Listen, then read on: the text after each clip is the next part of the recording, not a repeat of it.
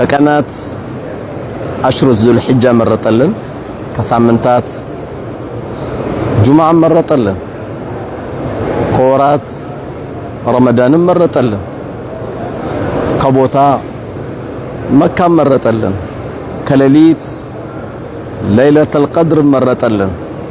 ብዙ ሰዎች ረመዳን ወደ 20 ወደ 18 ወደ 19 ሲገባ አለቀብን ይላሉ።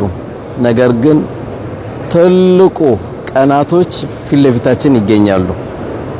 ለይለቱል ቀድር ኸይሩ ሚን አልፍ ሻር የተባለው 83 ዓመት ከአራት ወር ኢባዳ እንዳደረገ የሚቆጠርለት ፊት ለፊት ለይለቱል ቀድር አለ።